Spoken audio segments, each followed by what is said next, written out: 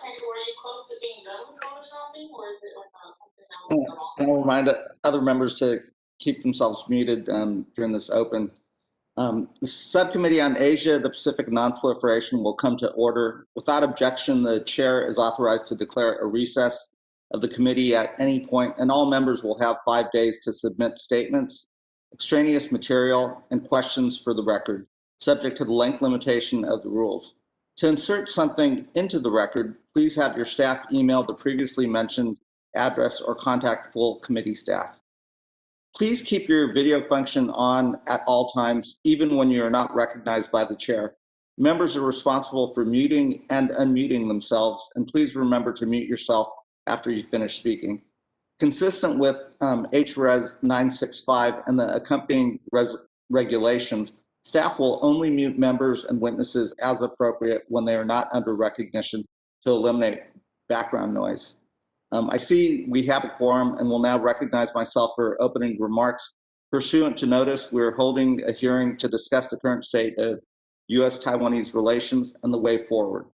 I want to take a moment before I go into my opening statement. This is the last hearing of the Subcommittee for Asia, the Pacific, and Nonproliferation, and want to thank the committee members for their active participation.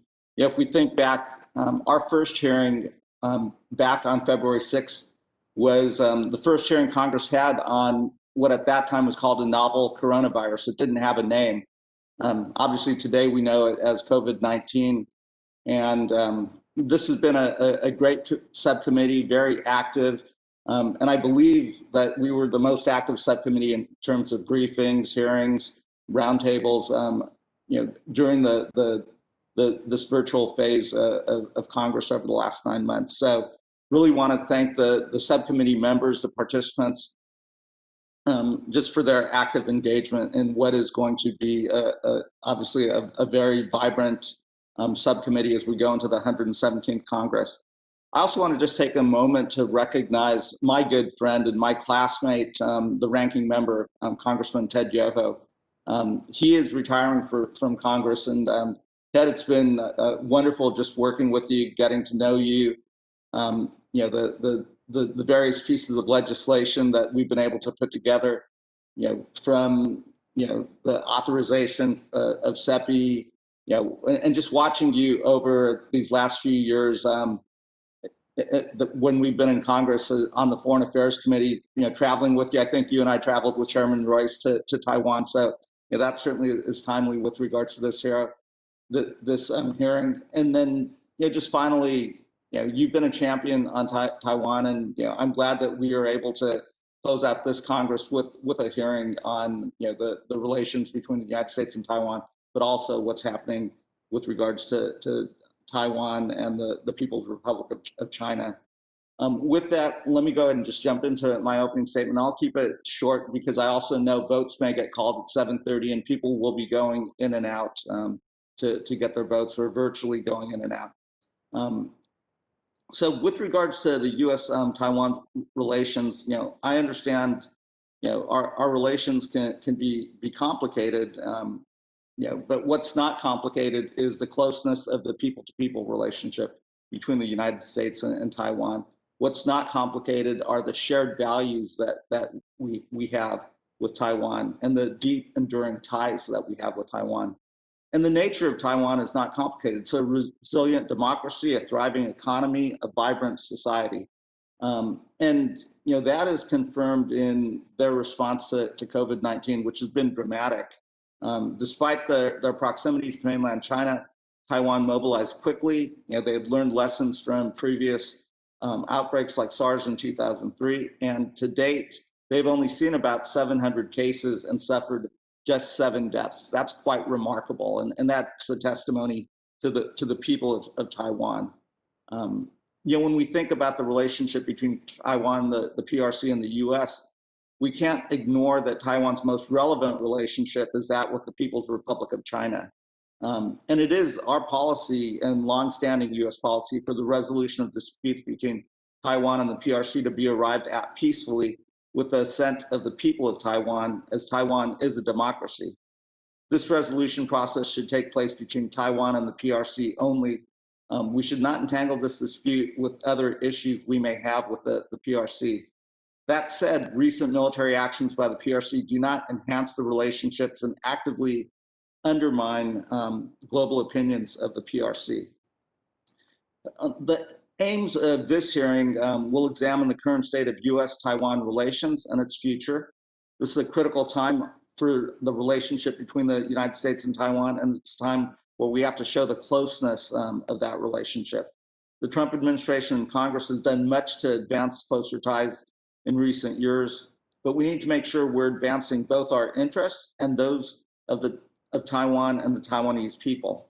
This is particularly important as we address the COVID-19 pandemic and the consequences of climate change and other issues that we'll have to work together as a global community. So, as we explore, I'll look forward to hearing from the witnesses, but what action should the incoming administration take with regards to Taiwan, and how can we advance and address these challenges like pandemics and climate change together? I'm an optimist. I believe Taiwan's future is bright. Its strength lies in its people, its strong society, and its values. I'm hopeful for a future for Taiwan that continues to be prosperous, peaceful, and secure, that welcomes Taiwan into the global community. And with that, I'll conclude by how I began. Taiwan and the United States remain closer than ever. Let me go ahead and I now yield 5 minutes to my good friend from Florida, our ranking member, Representative Yoho, for any opening comments he may have. Thank you, Chairman Bear, for holding this hearing today. The last one I will be participating in as a congressman as I do retire. And it's been an honor to work with you this year as ranking member. Your leadership has been great. As you talked about the COVID hearings that we've had, in fact, you had 2 of those, and they were very timely. And I know we had to push back against State Department, and we did. It was great. And I'm confident that the work of this subcommittee will continue to remain in good hands going into the next Congress. Over the past decade, changing circumstances in the Indo-Pacific have greatly influenced our warming relationships with Taiwan as a regional partner.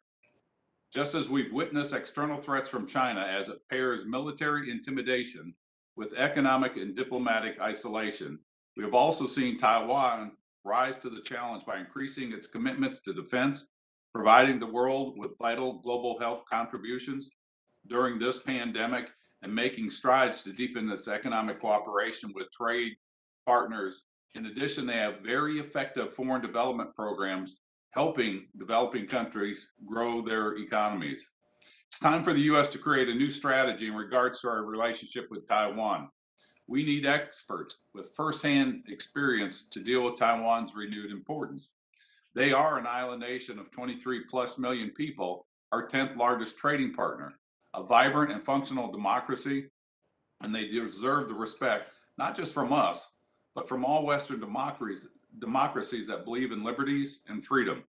This past year, I introduced the Taiwan Fellowship Act, along with Chairman Barra, which establishes a 2-year fellowship exchange program for federal employees to live and work in Taiwan. At the end of their stay, fellows return to the federal government, their service in the federal government, better positioned to advance U.S. values and interests in the Indo-Pacific region, with a special emphasis on strengthening our strategy partnership with Taiwan. This partnership legislation is essential to shoring up our long-term approach to Taiwan and the region at large. However, we must also act quickly and decisively to meet the immediate challenges before us. This includes addressing the looming threat of military invasion by the PLA, their forces across the Taiwan Strait, and the increasing likelihood of military conflict in the area. Neither of our countries want bloodshed. But because miscalculations, miscommunications invite conflict, we must embrace a new strategic clarity where we clearly articulate the U.S. position on Taiwan. And this should not be America alone. This should be all Western democracies standing up to stand up for Western, or any country that has a Western democracy, and enforce the red lines over the island in order to share capacity for deterrence. For these reasons, I introduced the Taiwan Invasion Prevention Act over the summer, which would authorize a president to defend Taiwan with U.S.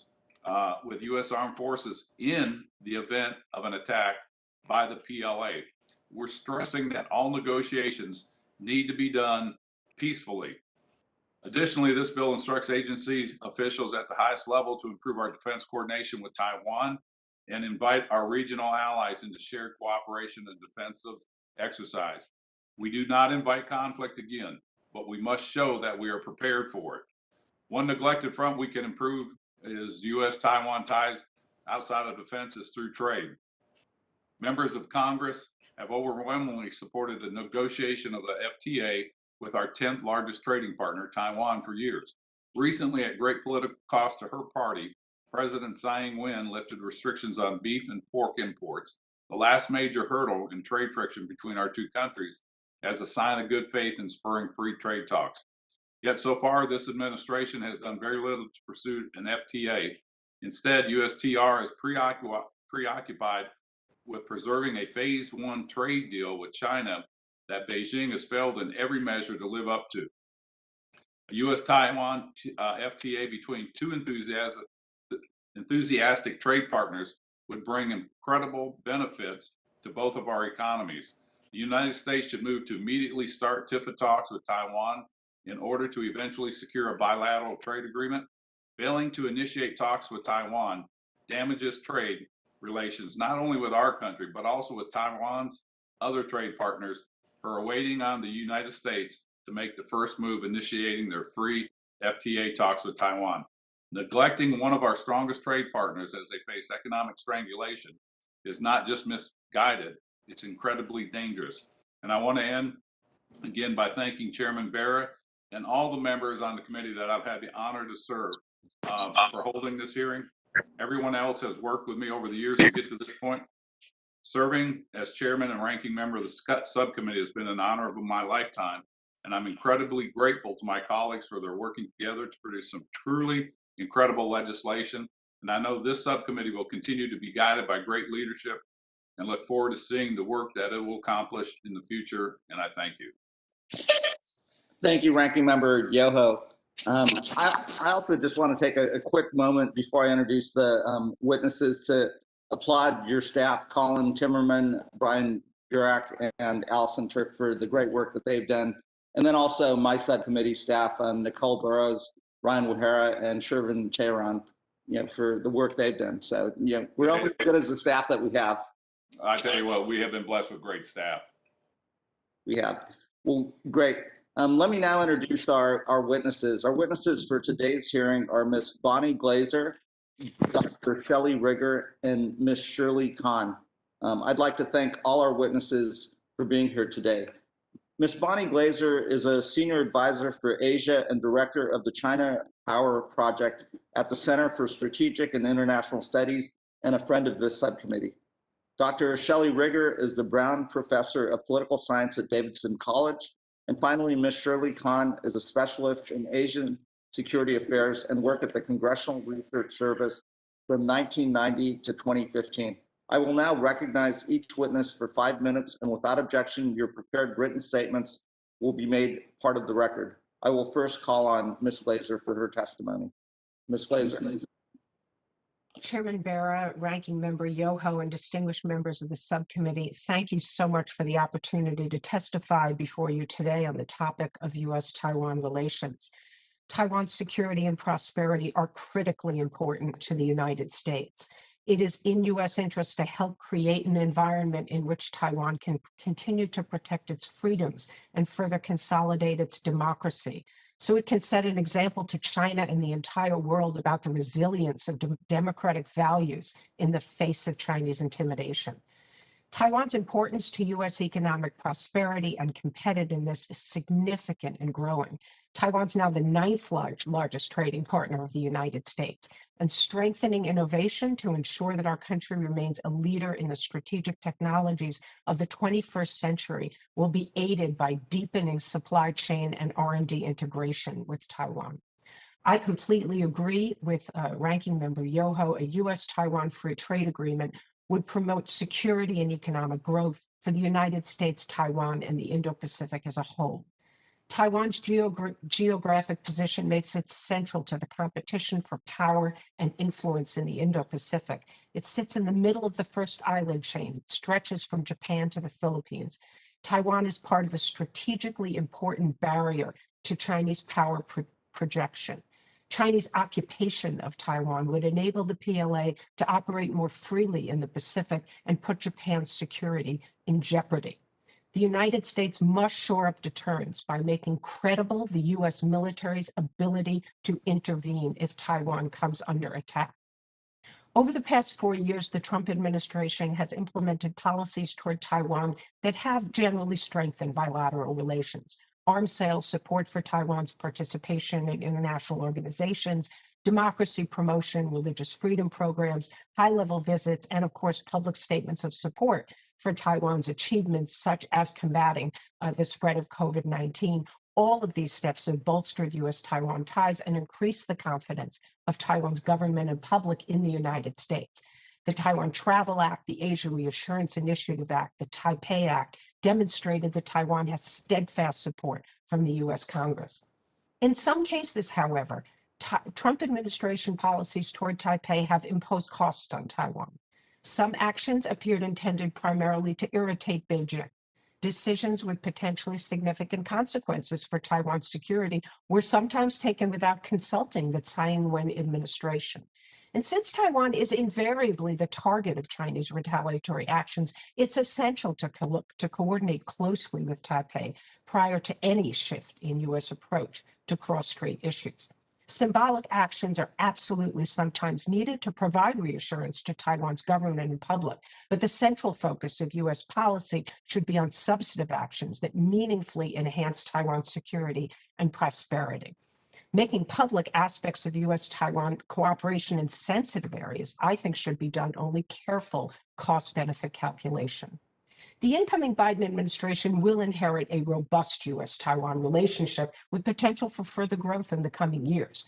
The U.S. and Taiwan share a similar vision of secure and prosperous Indo-Pacific that is buttressed by the rules-based international order. Both are concerned about China's growing use of political, economic, and military coercion, the expansion of its military capabilities, disinformation, political interference, and illicit practices to procure advanced technology.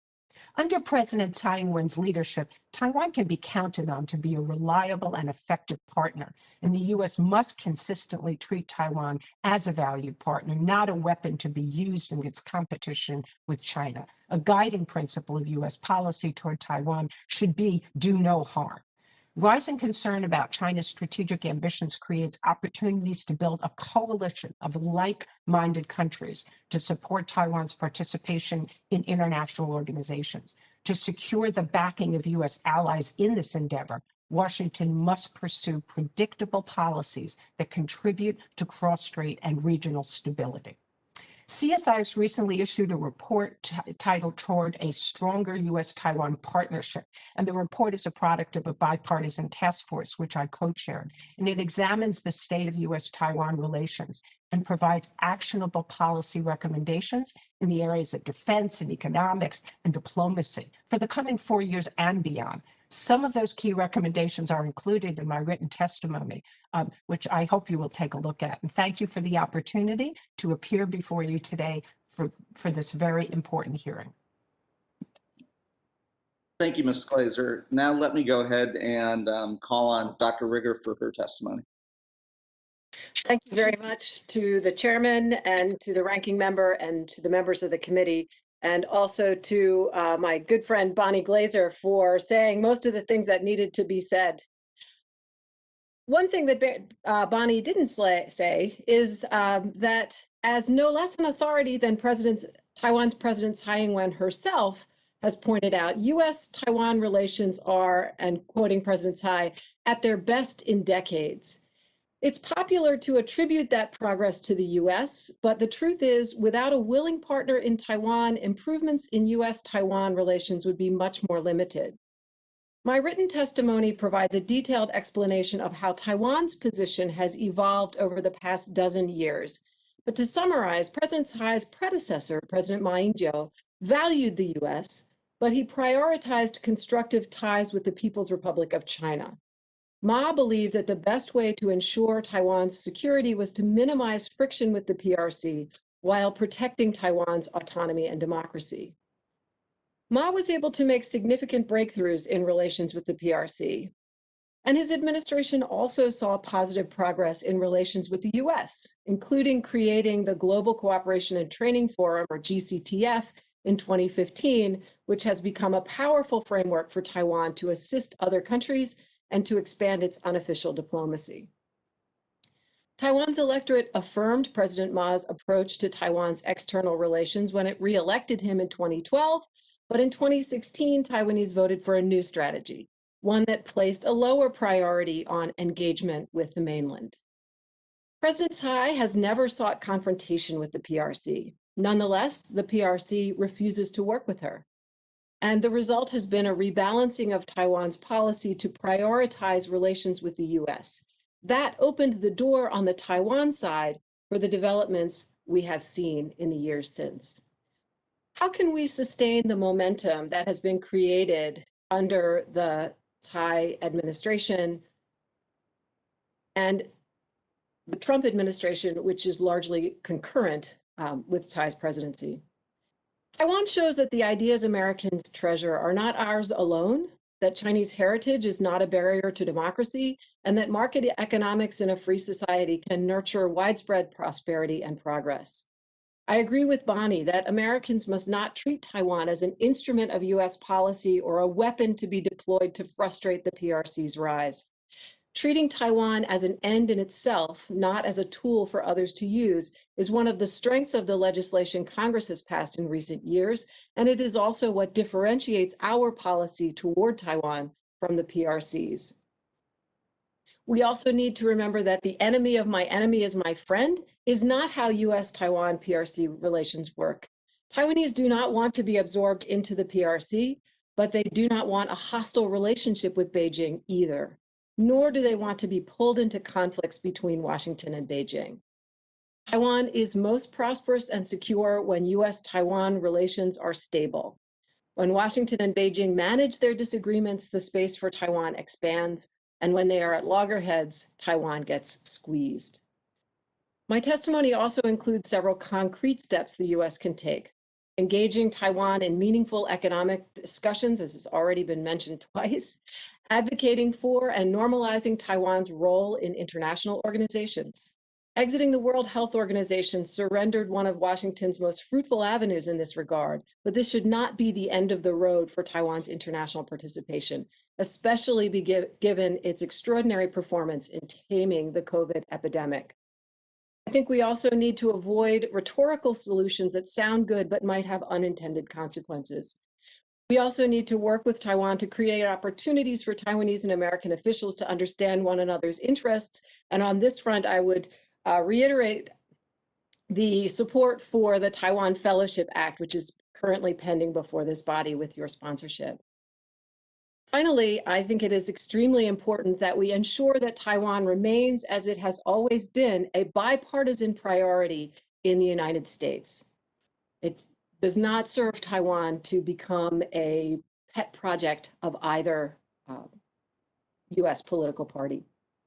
Finally, the most powerful thing the United States could do right now to support and strengthen Taiwan and other young democracies is to affirm our own commitment to democracy by respecting the will of the American people and upholding the integrity of our own institutions. Again, thank you very much, and I look forward to your questions. Thank you, Dr. Rigger, for your testimony. I will now call on Ms. Kan for her testimony.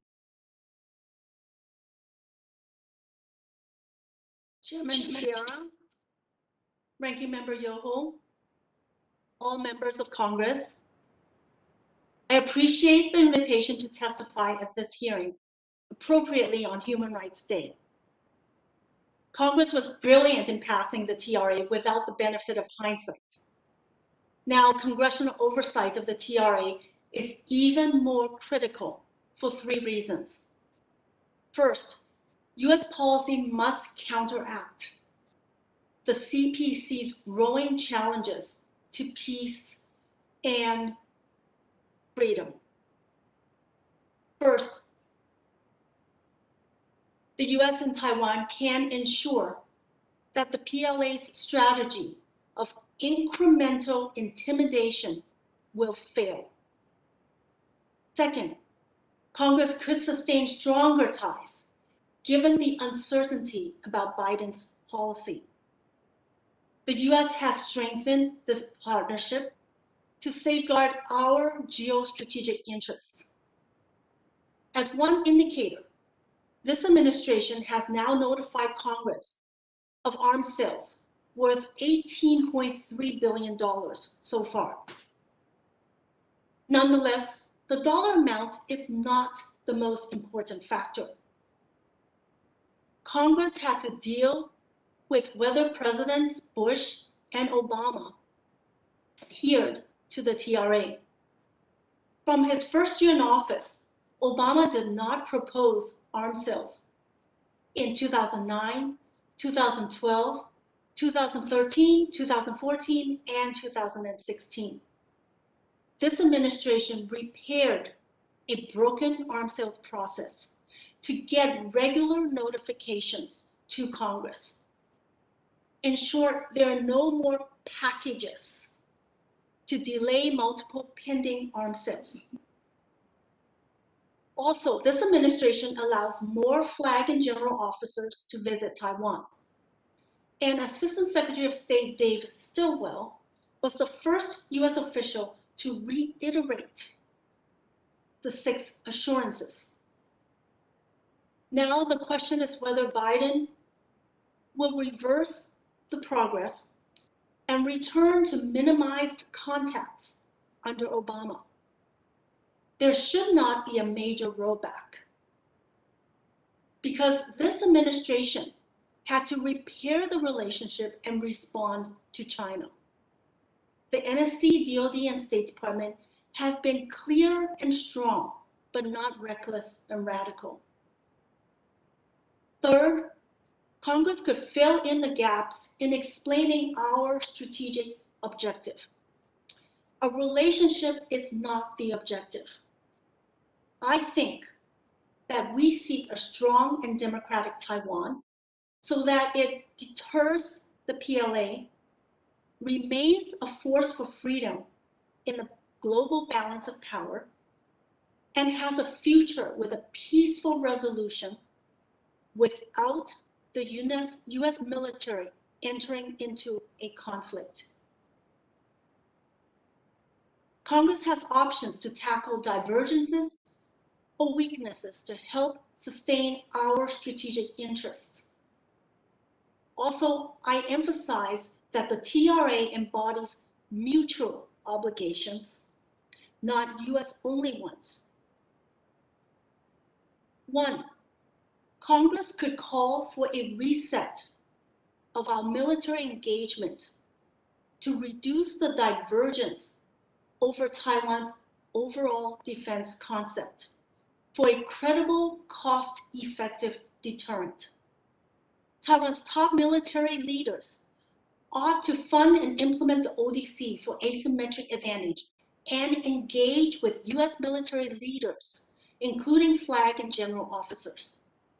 2, we have trade-related gaps, although Taiwan is our 9th largest trading partner. Congress could urge the USTR to resume right away the TIFA talks, which have been suspended since 2016. Congress could call for a bilateral trade agreement before Biden sets his overall policy on trade. Our partnership with Taiwan is unique, so let's apply that logic to a BTA before others. I'm now optimistic about a BTA because of a key development. For so many years, we've worked on this dispute, but now President Tsai recently announced that Taiwan will remove trade barriers to our beef and pork. Taiwan is doing the right thing for reciprocity and reliability as a partner. So in closing, Congress could preserve the progress and fill in the gaps in our partnership. Thank you. Thank you, Ms. Kan, for your testimony. I will now recognize members for 5 minutes each, and pursuant to House rules, all time yielded is for the purposes of questioning our witnesses. Because of the virtual format of this hearing, I will recognize members by committee seniority, alternating between Democrats and Republicans. If you miss your turn, please let our staff know and we will circle back to you. If you seek recognition, you must unmute your microphone and address the chair verbally. I will start by recognizing myself for 5 minutes. The ranking member mentioned strategic ambiguity in his opening statement, and each of the witnesses alluded to it. The United States has long held this position of strategic ambiguity towards China, meaning not committing one way or another to how the United States would respond to PRC aggression against Taiwan. My sense is the rationale is that without this clarity, the PRC military planners would be unsure in their planning and may be reluctant to conduct certain actions against Taiwan for fear of provoking a U.S. response. Some concerns with this policy, and some including many of us in Congress, would argue that we should change our position on this as we see a more assertive China. Dr. Rigger, I sense that you're opposed to the to strategic clarity. Ms. Glaser, in your testimony, you alluded to that the U.S. may want to reevaluate it. Maybe we'll start with Ms. Glaser. Should we change and clarify our policy? What are the benefits? What are the risks? And how does Taiwan feel about this? And what might the PRC do in response to more strategic clarity? I'll start with Ms. Glaser, then we'll go to Dr. Rigger, then we'll go to Ms. Kan. So thank you, Congressman Vera, for the question. I have published on this topic a short article in Foreign Affairs, which was actually in response to the article that was written initially by CFR President Richard Haas, who advocated strategic clarity. I'm not in support of this policy because I think that it will have negative consequences for Taiwan's security rather than strengthen deterrence. If we make a rhetorical statement that we will, under all conditions, all circumstances, come to Taiwan's defense, but yet we are constrained in our ability to do so, we actually might provoke a response from the PRC to take advantage of what they might see as a window of opportunity, while the United States is challenged by the anti-access area denial capabilities that China has been developing, and while Taiwan is still continuing to bolster its ability to defend itself.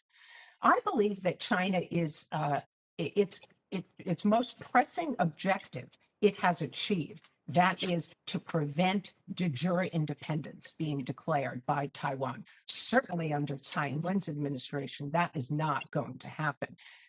Xi Jinping has said, of course, reunification is a goal. Every Chinese leader has said that.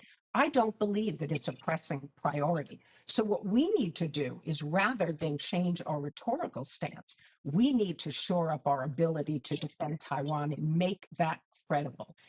Once we do that, if China's attack on Taiwan seems like it is more urgent and if it appears imminent, then yes, there's a range of things that we can do to signal China, not only publicly, but also privately, that there would be very severe consequences if, in fact, they were to use force against Taiwan. So if we think about strategic clarity and strategic ambiguity as the two extreme ends of a spectrum, there are many things we can do in between. And if the threat appears urgent, we can move towards that direction of clarity. But I think changing our rhetoric without actually bolstering our capabilities is potentially risky. Great. Thank you for that. Dr. Rigger, do you want to add? Yes, I agree with much, if not all, of what Bonnie just said, but I want to add one other dimension. Again, looking from the Taiwanese perspective, one of the great challenges for Taiwan and for Taiwan's leaders, including President Tsai, is persuading her own population that Taiwan faces a significant military threat and that they need to devote resources, including their own time and lives, to the island's own defense. There's plenty of survey research to suggest that a lot of Taiwanese folks believe the U.S. will take care of them, and that one of the reasons people offer why they don't need to join the military, or they don't need to encourage young people to join the military, is that that Taiwan has a military commitment from the U.S. Recent Taiwanese leaders, especially President Tsai, have made great efforts to refute that position and to encourage Taiwanese to recognize the essential role that they will play in their own defense in the event of a military crisis. Offering Taiwan an unconditional guarantee of U.S. lives and treasure will undermine that work and will make it even more difficult to overcome the resistance to a self-funded and self-insured military capable of defending Taiwan at least long enough for the U.S. to intervene. So that's another reason why I think this kind of policy change would be ill-advised. Great, thanks, Dr. Rigger. And I notice I'm out of time. Ms. Kan, if you want to take 30 seconds to quickly add your thoughts. Yes, okay, very quickly. I also call for consistency, but for a different reason. As a champion of Congress, I believe in Congress maintaining its prerogatives. The TRA has no absolute guarantee on defense. The reason is because of legislative intent of the TRA. The legislative intent was to subject any future decision on an active war to actions by the Congress, not only the president. So the Congress needs to maintain its prerogatives so that we can be as clear or flexible as we need for our U.S. interests. Thank you. Great. Thank you, Ms. Kan. Let me now recognize the ranking member, Mr. Yoho, for 5 minutes of questioning. Chairman Barra, again, we have got 3 great witnesses here, and they've done an excellent job. Ms. Glaser, I agree with you that all engagement with Taiwan should be okay with Taiwan before we move. I think that's a very smart thing. Dr. Rigger, you were talking about how we can strengthen our relationship with Taiwan without going back to old doctrine or challenging the strategic ambiguity. And I want to say something before I ask you guys to answer. And Ms. Kan, Shirley, I thought you and I were pretty much in alignment with everything we talked about. I don't want to look at the now so much as how did we get to this point? If we go back to 1979, when Jimmy Carter got rid of the diplomatic relationships with Taiwan, that led into the strategic ambiguity that has caused us to do the Taiwan Relations Act, all these other things, the increased tension that we're getting when we sell military equipment to Taiwan from China. And if you go back to Robert Gates's book, the Admiral of China vehemently opposed any more sales to Taiwan. And our representative says, well, why? We've been doing this for years. This is what he said. He goes, we were weak then, we are strong now. All we have to do is kind of look at what Xi Jinping said in the 19th Communist Party Congress, where ultimately his goal was world domination. We've seen him ignore the world norms in the South China Sea, lie saying they were not going to militarize those islands. I don't want to call them islands, that gives credibility to them. Those land masses that they dredged up and destroyed coral reefs, they militarized them.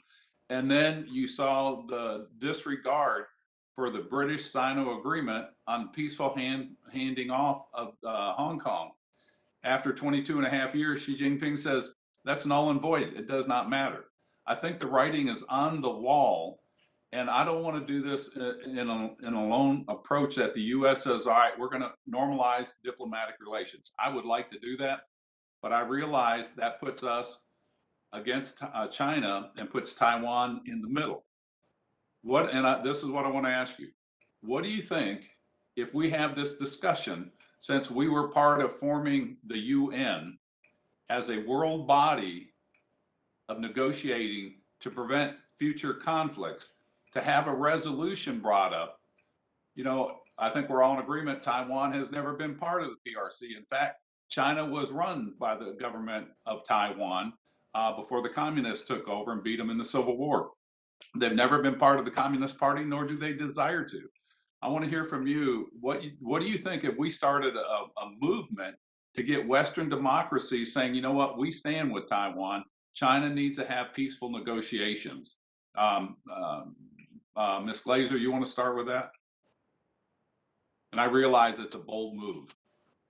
Right, I'll be brief so that others can chime in, but I actually completely agree with you that the way to bolster Taiwan's security is through multilateral mechanisms and cooperation with our allies and like-minded countries. One of the things I've suggested is that the G7 include a statement that Taiwan be returned to observer status in the World Health Right. Assembly.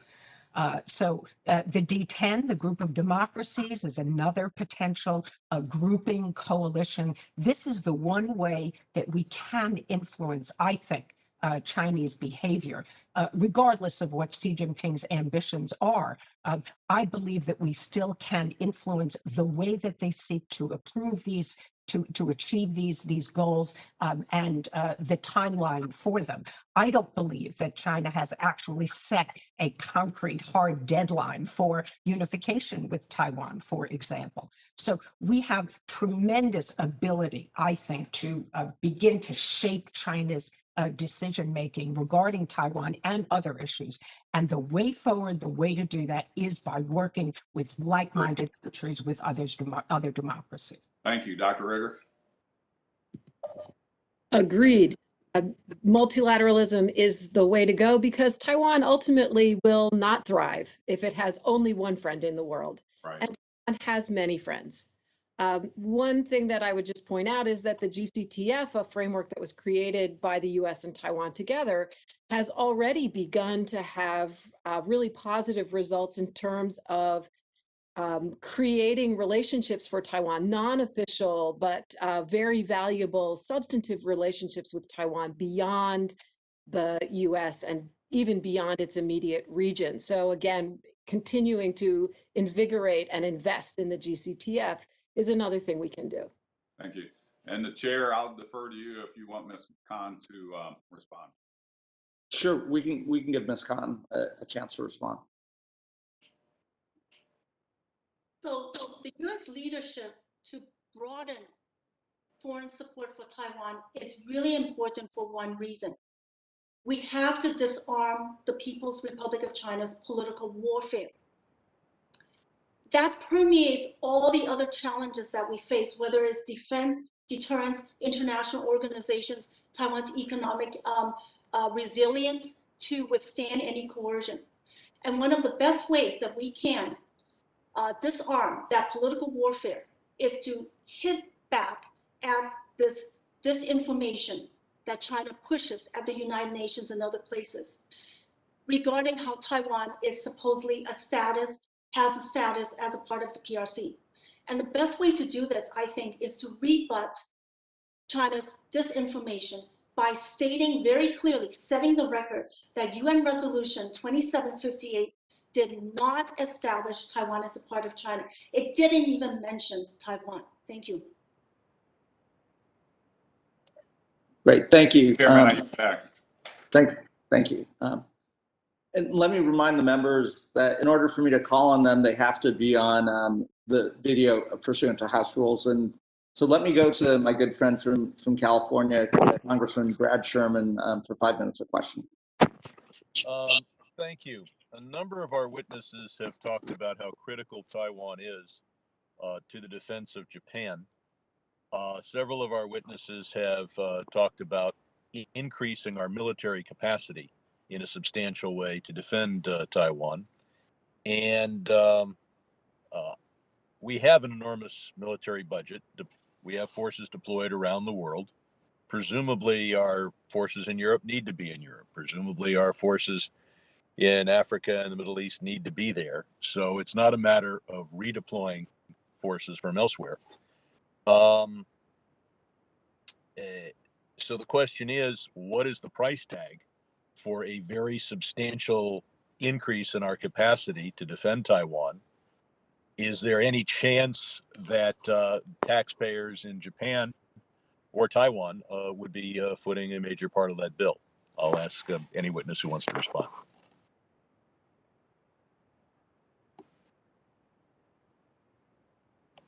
Do we have a response? I'll be happy to respond, Congressman Sherman. I think that Taiwan has increased the amount that it is spending on defense, but it's still not even at the 3% of the GDP that both parties, the DPP and KMT in Taiwan, have stated is an objective, but it is increasing under President Tsai Ing-wen. One of the challenges in Taiwan is the overall revenue that they take in from taxpayers. It is actually quite low.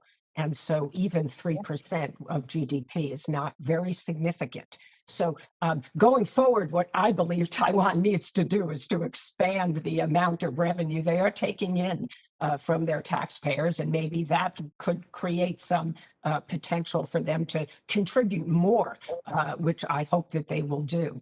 Japan contributes, of course, in many ways with a great deal of resources to supporting U.S. presence in the region.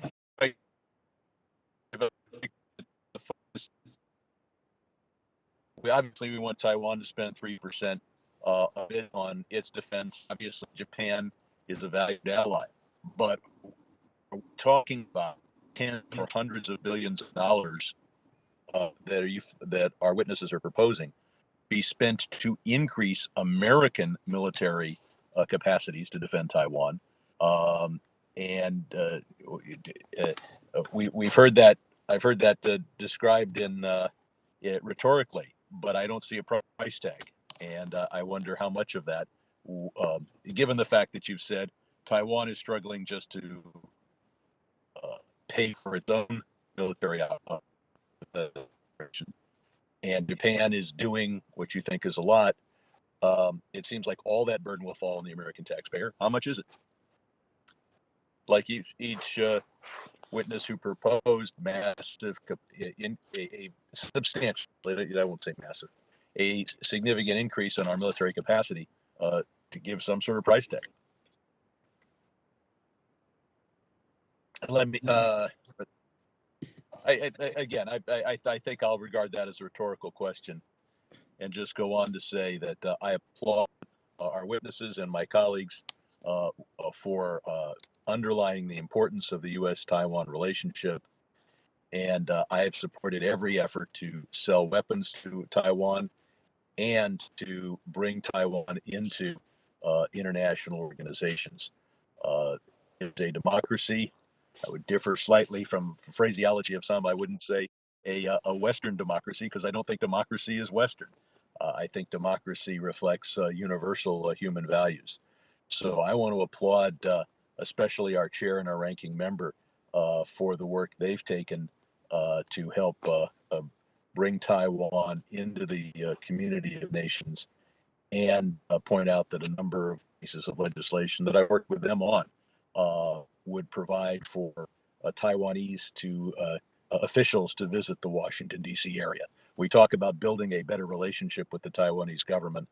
One way to do that is to actually talk to them face to face, especially in the months to come when we hope face to face discussions are possible.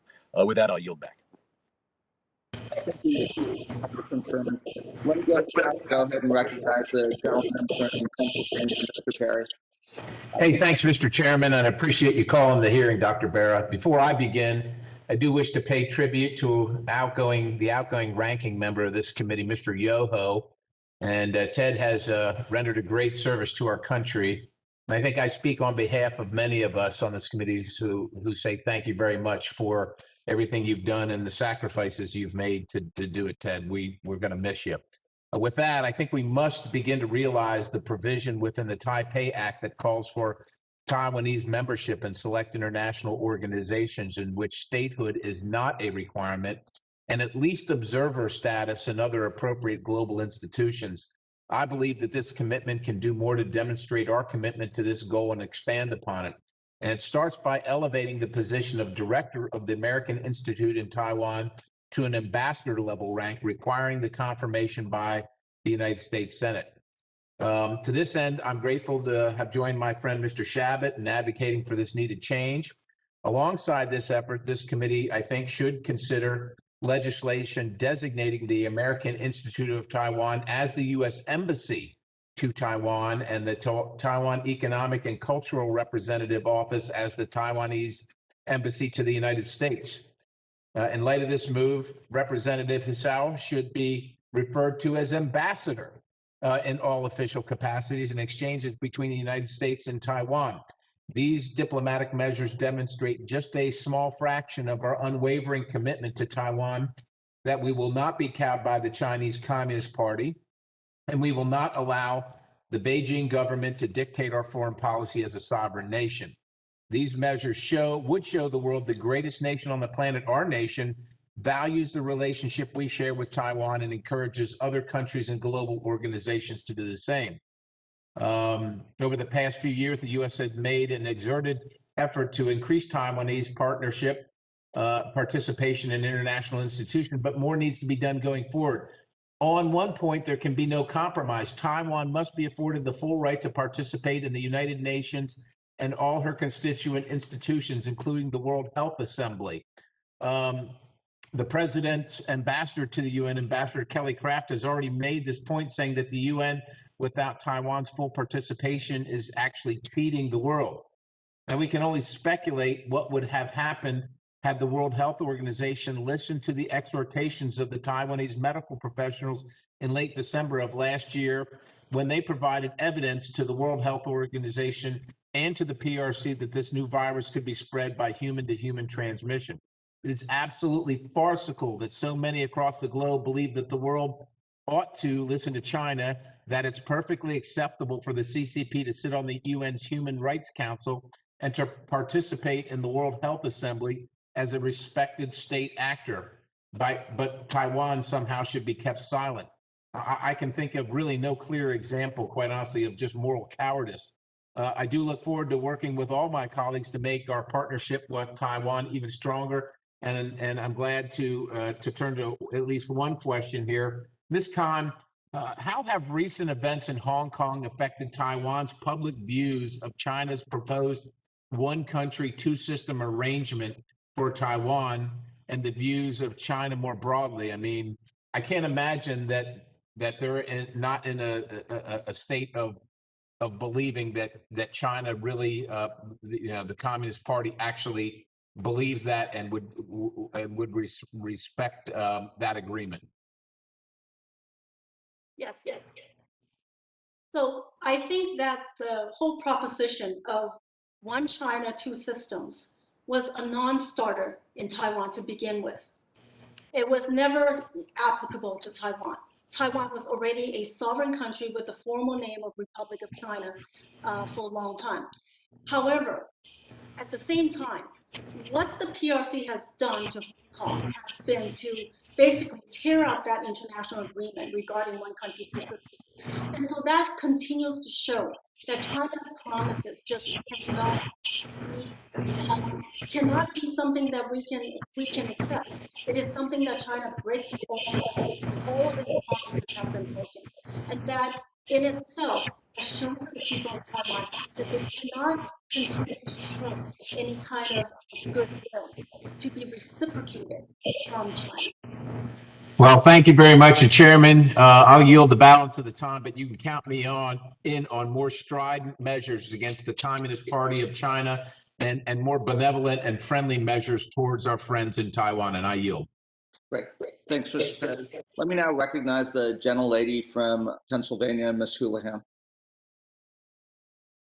Thank you, Chairman. I really appreciate the testimony of all of our witnesses today.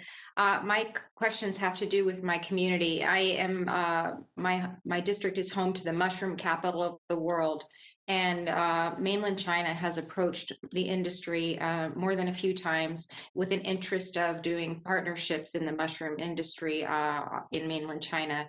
I'm wondering what the prospects are for expanding U.S. exports to Taiwan in agriculture like the mushroom industry in industrial goods and services, and what sort of opportunities and challenges exist in each of these areas with respect to Taiwan?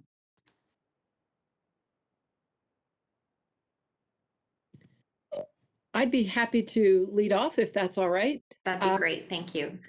It's very interesting that you mentioned mushrooms, because mushrooms actually play a significant role in Taiwan's economic history. Back in the immediate post-war era, one of the ways that Taiwan accelerated its economic development was through a really an exceptional agricultural reform, and mushrooms were a major crop and a major cash crop for Taiwanese farmers that helped them break out of subsistence agriculture and become farmers who were exporting and all kinds of, especially to Japan and others in the region.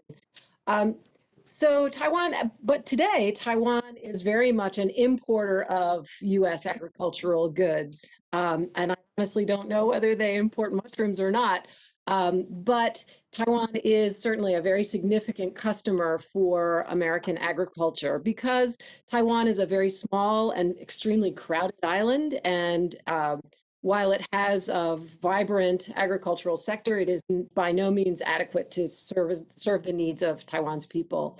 So there's always more opportunity for agricultural exports to Taiwan, and Taiwanese people do love their mushrooms.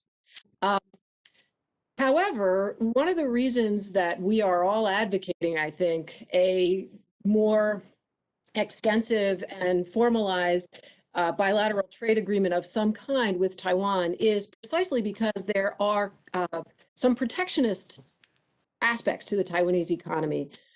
In agriculture, we saw the biggest barrier fall this summer, which was the barrier to U.S. meat imports. But Taiwan also has protectionist features in other aspects of its economy, including manufacturing and a lot of other things. I think that one of the real virtues of a bilateral trade negotiation process would be to create some external pressure on the Taiwan government to help Taiwan's government do what we already know needs to be done, which is to liberalize imports and to make Taiwan's market more friendly to imported goods. So, Taiwan definitely stands to benefit from trade negotiations, but the U.S. also stands to benefit, and Taiwan as well, because liberalizing Taiwan's economy would be a good step for them too. So thank you for the question.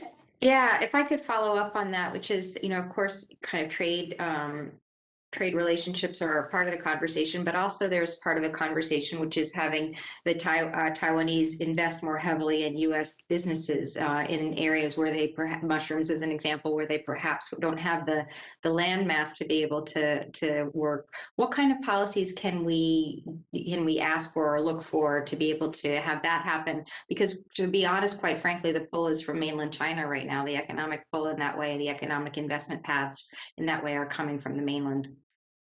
Well, most of my conversations about investment are with people in Taiwan, encouraging them to be more creative and innovative in their investment patterns. Taiwanese companies and individuals have accumulated a massive amount of wealth in the last 30 years or so as a result of their investments in mainland China. And they have not been super quick to turn that around into new business creation in Taiwan or elsewhere.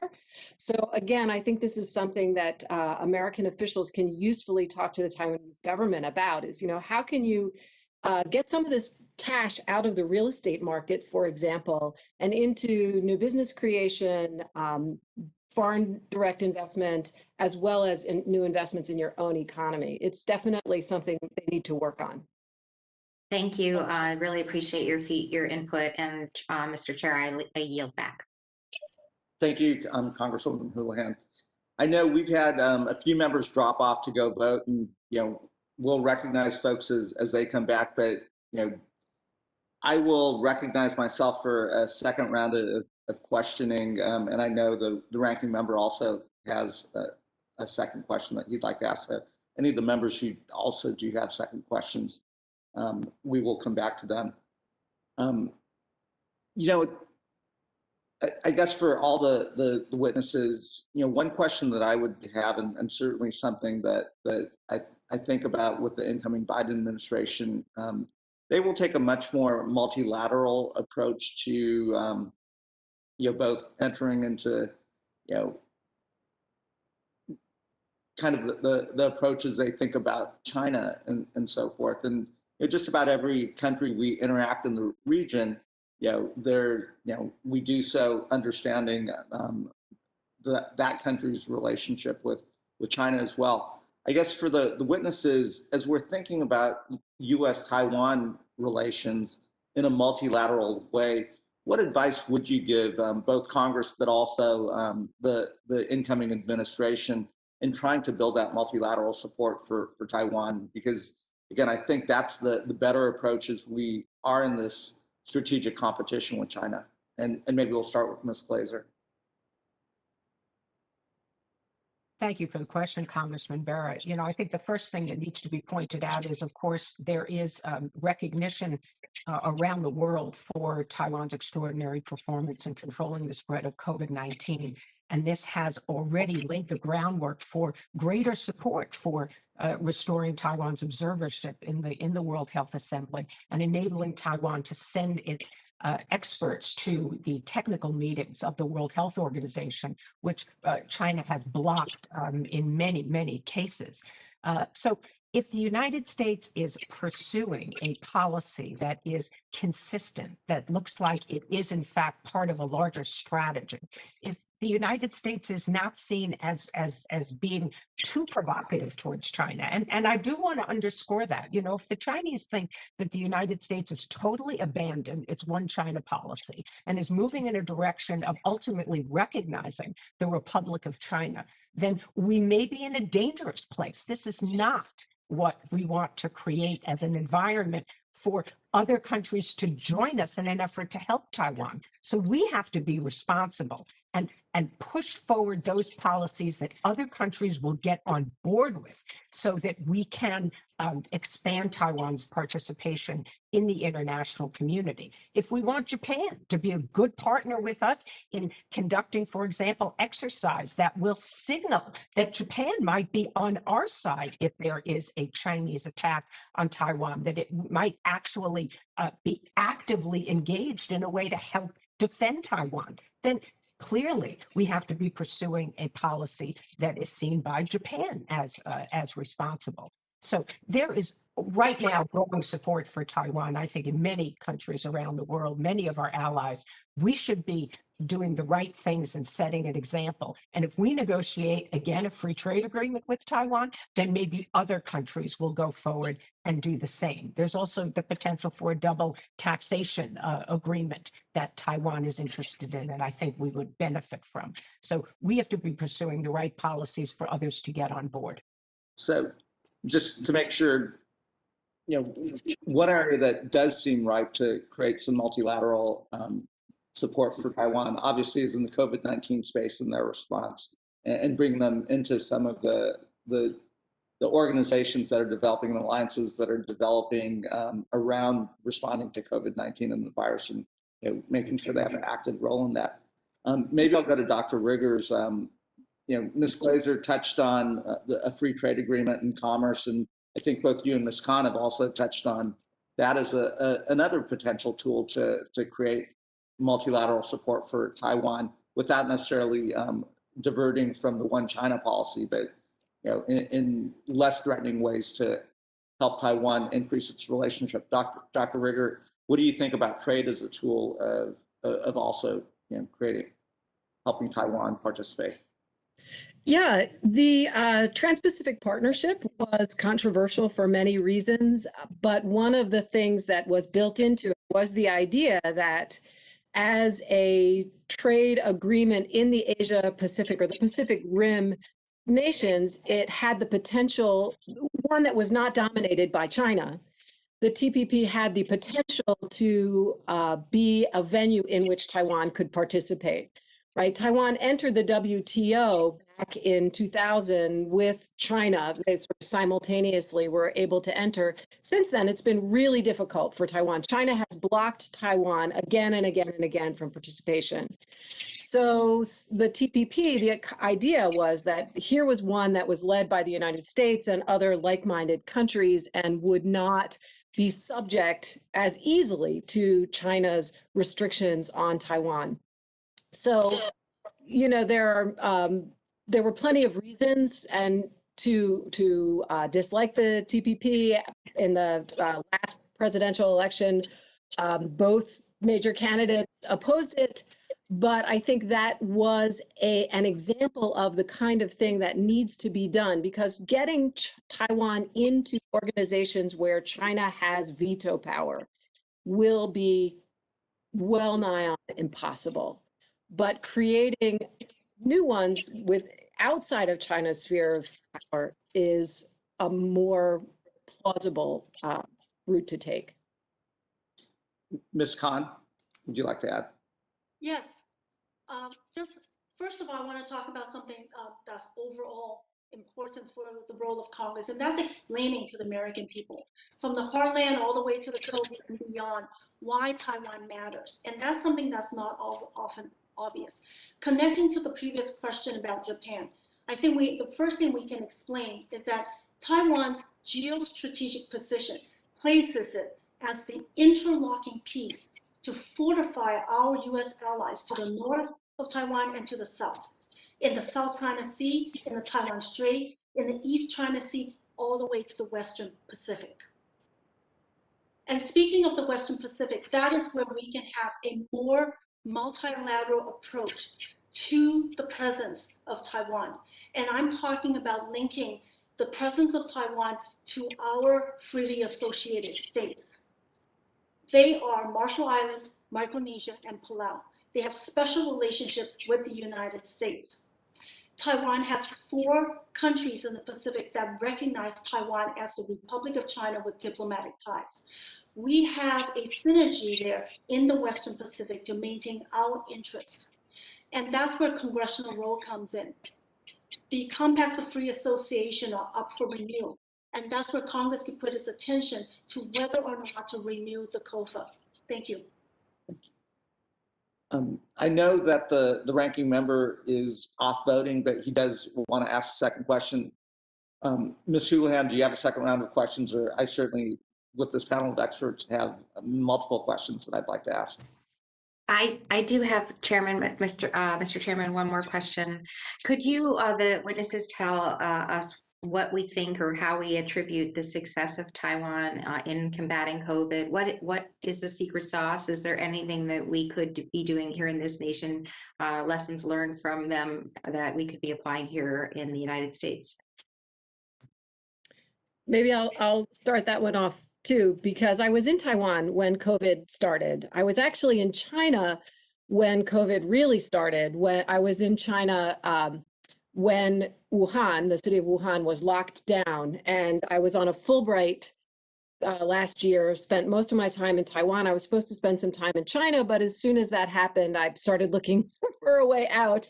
And so I ended up going back to Taiwan and spending the time between late January and the beginning of April in Taiwan. And what I saw made perfect sense.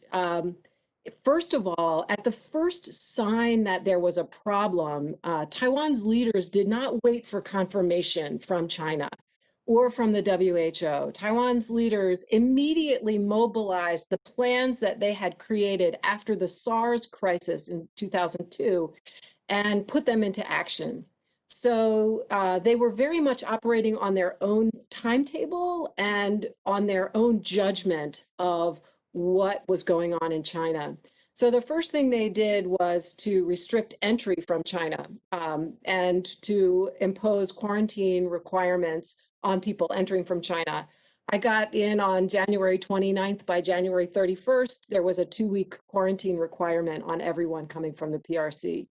The second thing they did was to encourage people to wear masks. People throughout Asia, including Taiwan, normally wear masks when they are sick. It's considered a good hygiene practice. So it wasn't hard to get people to wear masks. And in fact, the immediate reaction was a little bit of panic buying in the mask market. So the Taiwanese government took over the production and distribution of masks to ensure that everyone would have what they needed and that there would be no price gouging. The next thing they did was to implement widespread testing. Anybody who was concerned that they might have been exposed to COVID or had symptoms consistent with COVID could get tested, and thousands of people did get tested. There have been almost no cases, fewer than about 50 cases of domestic transmission of COVID in Taiwan. All the other cases are imported, mostly Taiwanese people returning from overseas into a quarantine, which then contained them while they were still infectious. But even though there was almost no domestic spread, there was still widespread testing and everyone was encouraged to be tested.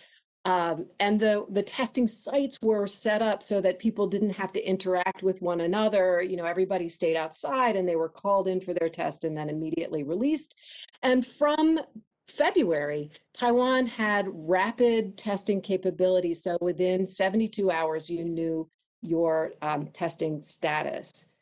The one other thing that I thought was really interesting was, of course, contact tracing. So all of those cases that were domestic transmission were traced back to the point of origin. I think there are fewer than 5 cases that they cannot explain how the person actually contracted COVID. And they made the quarantine requirements bearable for people by, for example, paying people to be in quarantine. So if you were coming back from the US, a lot of young Taiwanese were returning from the US when their colleges closed down. They flooded back to Taiwan, and they were supposed to stay in quarantine. And most of them just went to their parents' homes and stayed there. But people who were coming from high-risk places, like mainland China, went into an official quarantine near the airport, a kind of hotel where you just stayed for 2 weeks, but they were paid to stay. They got about $100 a day to stay in this hotel so that they didn't feel the pressure, you know, I've got to get out and work, because they weren't losing income by complying with a quarantine.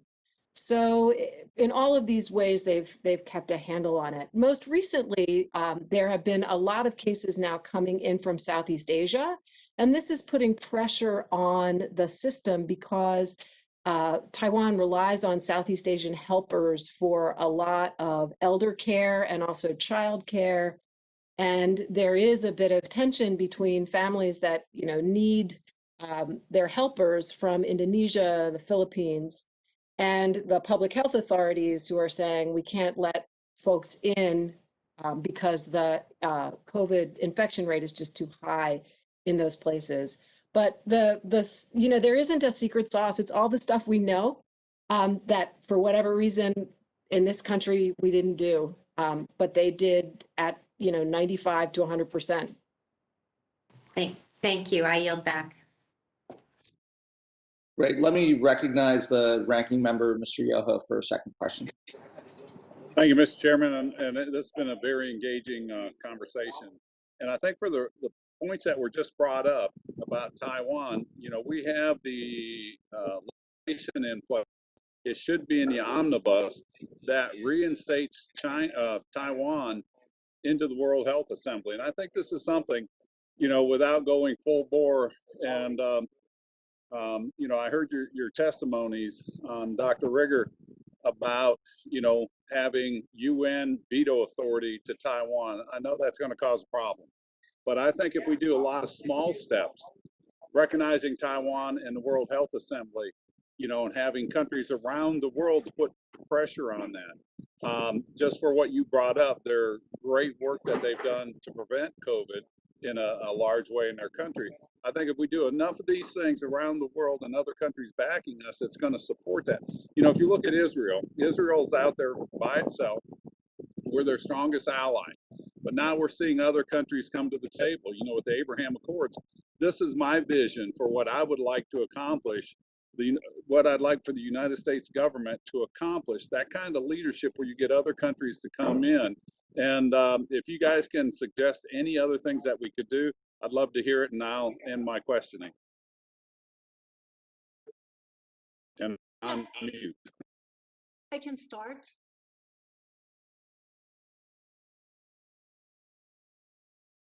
Yes, I can start to respond to that question about Taiwan at the United Nations and international organizations. First of all, we have to hit back at the disinformation that somehow the so-called One China principle at the UN, as defined by China, will prevent Taiwan from participating in United Nations specialized organizations and other international organizations.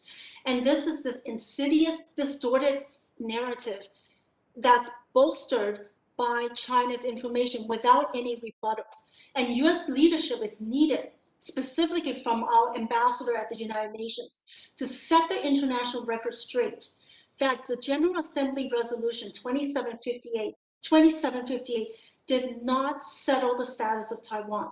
It restored the right of China, specifically the PRC, to be in the United Nations. It expelled the so-called representatives of Chiang Kai-shek, but nowhere in that resolution did the United Nations or the international community determine the status of Taiwan. In fact, Taiwan wasn't even mentioned in this resolution. So how can this resolution be used to keep Taiwan out of international organizations? And when this administration led a very, very high-profile campaign to get Taiwan into participation at the World Health Organization, led by Secretary of State Mike Pompeo himself, it lacked a missing piece, and that was the failure to mention that 2758 cannot be used to keep Taiwan out of international organizations. Thank you. I would just add very briefly that it is notable that in the recent meeting of COVAX, under WHO, China did not step in to block Taiwan's participation. And so that shows that Beijing recognizes that the global community is supporting Taiwan at this moment. And so if we can sustain that momentum and use this support from our like-minded countries and democracies, and just continue to include Taiwan in the WHO. I personally am pleased that the president-elect has said that the United States will not withdraw from the World Health Organization. There are issues with the WHO and China's influence, its undue influence in the operations of that organization, which I hope can be fixed going forward. But we have to be a member in order to influence the WHO going forward. So I think this one example of Taiwan joining COVAX is a good one.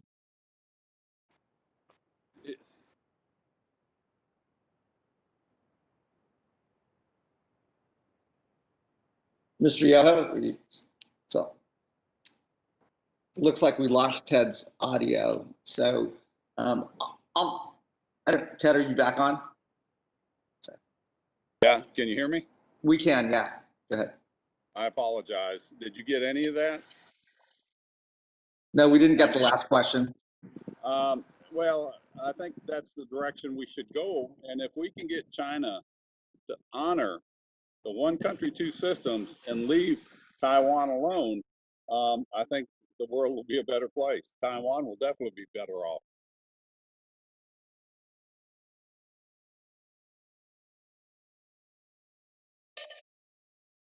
Great. Thanks for that, Congressman Yoho. I'm going to recognize myself just for a quick follow-up question. That's something that Dr. Riggers touched on earlier was the Taiwanese people's participation in their own military. Dr. Riggers, I'm assuming that they don't have a formal draft or mandatory service in that case, and that's a volunteer army and volunteer. Actually, Taiwan has mandatory military service for men. And in recent years, they have been transitioning to an all-volunteer military. They felt that the system of conscription was not actually providing that professionalism and nor at an affordable cost needed and for a sort of contemporary, 21st century military force. But they're having a great deal of difficulty meeting recruitment targets. So they have been shrinking the length of time that men have to serve, but extending the compulsory military service beyond when they thought, I think, they were going to be able to switch to volunteer. And if I just played off of that, understanding some of the domestic pressures that we see here in the United States, and I think that are reflected in Trump administration policy of the United States not defending the entire world, and you see that in our conversations with our allies in the Republic of Korea. You certainly see that in the push for NATO nations to pay their fair share. I have a sense that, while very much I think that the Biden administration and most members of Congress want to see U.S. global leadership around the world, and the world is a safer place with the United States engaged. I also think where our domestic population is, and potentially where Congress is starting to shift, we also want to see those nations doing their fair share of devoting resources to their own defense, their own population stepping up to be prepared to defend their own nations as well, with the United States and partnership. And, do you have some suggestions for how we approach that with Congress? One is, certainly getting them, I think, and maybe this is for Ms. Glaser as well, really encouraging Taiwan to invest their own resources in their own defense. Well, I think Bonnie will have a lot to say about that. I would just point out that, President Tsai is definitely working on this issue, and that U.S. Taiwanese military cooperation is at a high point, at a high level today, and that unlike previous administrations in Taiwan, the Tsai administration is really open to this kind of cooperation and collaboration, seeking ways to make Taiwan's own military capacity more sufficient. And some of that has to do with the overall defense concept that Shirley Kan mentioned earlier, which has to do with the sort of the strategic nature of Taiwan's defense preparations. But some of it too has to do with kind of changing the attitude that Taiwanese people have toward military service. So, for example, we've seen President Tsai in a helmet and camouflage more than any president of Taiwan since Chiang Kai-shek. She is out there interacting with the troops, visiting installations, showing her public that this is important and it's something she values. And I think that's really, that's the first step, is recognizing that they have a real military threat, and recognizing that smart, capable, ambitious people can look at military service as a worthwhile career and life choice. But Bonnie probably has better answers than that. Ms. Glaser? Adding to your remarks, Shelley, which I agree with, what Taiwan does not have is a whole of society effort supporting their defense. And given the threat that it faces, this is truly remarkable. We look at countries like South Korea that is under great threat from North Korea, or Israel being another good example, and having a whole of society effort that signals their determination to defend their country. And this is something that Taiwan really needs to cultivate. An important part of that is rebuilding their reserves. And this is something that, again, President Tsai Ing-wen has indicated her support for, and I know the Department of Defense is continuing to push for. But the military in Taiwan actually has not provided great buy-in for rebuilding their reserves. If the PLA actually lands on the beach, takes over ports and airfields, then the reserves have to be the next line of defense, and they have to be willing and able to work with the military and also potentially with the public. So I mean, I'd like to see ways in which we can help them, maybe through our National Guard, to explain to them how we do things. But the United States may not be the best model for Taiwan. They should be looking at countries like Israel, maybe Singapore, as examples of how to build an all of society effort. So this is something that is cultural, as Shelley just indicated. There isn't a lot of support for the military. There is not a good civil military relationship in Taiwan. So these are things that really, they're not going to change overnight, but they really need to be made priorities in Taiwan. Great. Ms. Khan, do you want to To say add to anything? that. Hi. Yes. I wrote into my testimony that this is one of the areas we need to have a discussion with Taiwan in order to reduce divergence. The Congress has been emphasizing to Taiwan since 2016 in legislation and other actions to reform its reserves. And now Taiwan's Ministry of Defense just said it's not even going to start to reform its reserves until 2022. And back to the discussion about the defense budget. Under current exchange rates, Taiwan's defense budget is about 12.5 billion US dollars. But more importantly, it is only about 1.8% of GDP. Now, I understand full well that Taiwan also has what is called a special budget to buy large systems such as the F-16 fighters and such as submarines. But when we look at the one indicator of a defense budget, and when we compare it to other countries like South Korea that also faces an existential threat, it is a bipartisan consensus in this government, both with Democrats and with Republicans, that Taiwan's defense budget is insufficient, and specifically insufficient in terms of reallocation within the budget in order to fund this overall defense concept. Concerning the volunteer force, it is a misnomer, I believe, to call it an all-volunteer force. There's just no way that Taiwan can have an all-volunteer force. It is trying to shift to have less conscription and more volunteers. But this was a strategic blunder by the previous Ma Ying-jeou administration to do away with this full force with conscription, just like South Korea, for example. There was a misunderstanding under the previous administration that somehow this would save money. As we know, in our own superior military force, personnel costs in the military are quite high within our defense budget. In order to fund a professional military like ours that is superior, we need to have greater funding of personnel especially. President Tsai may understand this. She may do more, but she really needs to put more of her own efforts as the commander-in-chief in order to guide Taiwan's military and not delegate so much. Why? I have written the reason is because we have certain differences in our military culture.